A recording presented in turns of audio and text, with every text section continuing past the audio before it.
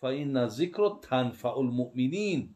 Алло Раби мега ки шумо гиҷои дая мусалмон боша, ҳамин ояти Қуръона ба гӯшиш бирасон, баъд фоидаоша тамошо кун.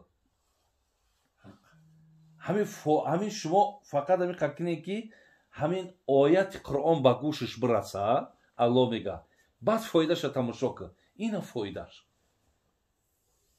ина мардака дар гӯшиш расид, ҳамара партофт, омад ба зону мезана пеш як модарда, мега мара бубахш ё мара дуо бите, ма корда мерам. ина нафъш. бале. ихели агар мо метавонем даҳҳо одама мисол биёрем ки аз чӣ корҳои бад гаштанд. барои ҳамин бародарои азиз ва гиромӣ, ира меган бигем ки таъсири, яъне ҳамин панд насиҳат агар муболиғаи бад нашавад, дар замонҳои даъвати мо бачаонам тари локӣ, мардуми мо локӣ намеган, мо ҳамин локиро иҷо фаҳмидем. локиҳо ҳамун латҳое ки мебанданд, ҳар чиз мегиранд, ҳамун локиа. дар локиҳо китобҳо 5-6 китоб. марда хая ки давроди ҳамун 92 ҳамин тарафҳо омадагӣ, кадом хонаи дар омадай, ҳамин китобҳоро ёфтай, гирифта бурд аз хонааш. вақте мо дар бораи моли мардум гап мезадем, ки касе ки аз моли мардум чизе гирифтай, ҳатман пас бигардона ки худованд намебахшад. худованд намебахшад. то агар мола нагардонӣ ба соҳибаш набахшад, худо намебахшад. ҳамин мардакҳо аз рӯи ҳамун шнидагиҳошон ҳамонро гирифта пеши мо оварданд. гуфтанд ҳоҷи бобо, мо чӣ медонем, дар он замон мо дар як дунёи дига будем. гуфти чун мо задагӣ ҳама саро вайрон буд. ман чӣ медонем ира май куҷо овардам. инамира имрӯз фаҳмидам ки ҳамин гуноҳай, ҳамира биёв чӣ кори мекӣ намекӣ, барбите соҳибша. бин бе ягон задан, бе ягон таҳдид, худаш чизе ҳаст, мегира дар дастат меёра, метавон ҳеч. барои ҳамин бародарои азиз ва гиромӣ, ҳақиқатан таъсири панду насиҳат барои ҷомеаи мо шумо бисёр муҳим аст. агар тарбияҳои мо ҳам ин тараф неки хайрам шавад, дигараш ине ки шумо бинед ки панду насиҳат ҳатто баракати дар ҳамин сарзамину, дар ҳамин миллат ҳам ҳаст. ака вақте ки мо як намоз мехонем, мега ҳама ашёи хона дар зикр медрояд. вақте як панду насиҳат мешавад, тасаввур кунед чӣ қадар и хайре, чӣ қадар и баракате, чӣ қадар мушкилотҳоро Аллоҳи меҳрубон ба сабаби ин мисол дур карданаш имкон дорад. ман дар як ҳадис хондум ки мега худои меҳрубон вақте ирода мекарда ки мардума дар рӯи замин азоб кунад,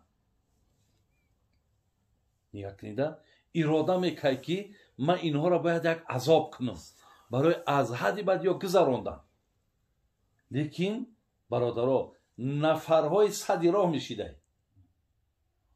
бинед, нафарҳои сади роҳ мешидаст ки худованд аз ҳамин иродаш бо пас мегаштай. ё киян? мега якум нафарҳои дар дунё вақте маблағшона дар иморати масҷид мегзаронанд. як вақте мебинанд ки масҷид сохтестанд, худои меҳрубон мега ба туфайли ҳамин бунёдкунандаҳои масҷидам ай азоб, ай иродаи азобаш мегардад. як. дуюм, нафарҳое ки аз қисми саҳар барвақт мехезану бомдодам мехонану ба зикр машғул мешаванд. вақте зокирои бигем тарафи субҳа Аллоҳи меҳрубон медидааст, аз иродаш пас мегаштай. се нафар аст. сеюмаш, нафарҳоеро дар рӯи замин медидааст ки якдигарро ба хотири ман дӯст медоранд. бинед, ба хотири худо як бародарро дӯст медоштай. ин се нафар бародаро парда будаянд. پرده بدهند که حتی الله مهربان بین جان ما بگیم جان ما را از عذاب این 3 نفر میخره. برای همین این لحظه ها برادرای عزیز برای ما و شما خیرم دارد، انشاءالله برکت هم دارد، کشایش هم دارد. و چقدر در این لحظه ها ما میشنیم ما یک موضوع را مثال گپ میزنیم، میگم بچه ها آگاه باشین که من درباره اخلاق حمیده یک صحبت میکنم. بچه ها آگاه باشین که من درباره فضیلت نماز یک صحبت دارم. وقتی این موضوع را شما گوش میکنین حتما حاضر من اگر درباره نماز تهجد گپ زنم، نماز تهجد شب، اگر من حاضر به همون لیاقت بگم یا به همون دلیل ها و حجت هایی که دارم خواندم، اگر من برای شما قصه کنم همینجا کسی تهجد نخونن امشب میخیزه تهجد میخونن. این قدر اجری این کار به این ثوابه. من مثال تاری افسانه نه، همون دلیل فاکتوری که هست میارم. الان که تو امشب میخیزی تهجد میخونی. همین نفرهایی که مثال دیدستیم نمازش میخواند، همین نفرهایی که دیدستیم یک زنی بیگانه را میبیند سرش پایان میکند، همین چی حسابه؟ حسابی همون گوش کردن های حسابی فهمیدن که همین کاری ناتوری، همین کاری خطا.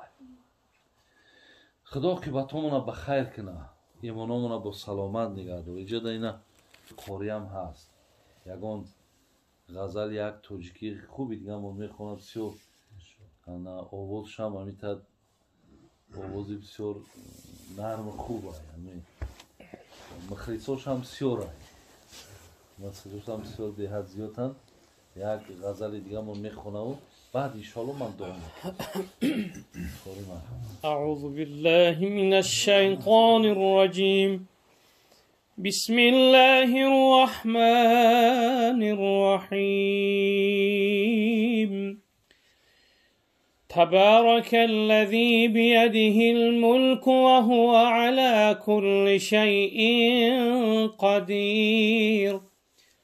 الذي خلق الموت والحياة ليبلوكم أيكم أحسن عملا وهو العزيز الغفور. صدق الله العظیم. ای خالقی ارض و سما، ای رازقی شاه و گدا، کردم بس جرم و خطا، استغفر الله العظیم. کردم بس جرم و خطا، استغفر الله العظیم. کردم گناهی بی عدد، دانم که بد کردم چه بد. وردی زبانم ای احد، استغفر الله العظیم. وردی زبانم ای احد، استغفر الله العظیم. چندان که کردم توبه ها، صادق نگشتم بر وفا. چندان که کردم توبه ها، صادق نگشتم بر وفا. زین فعل بد ای پادشاه، استغفر الله العظیم. زین فعل بد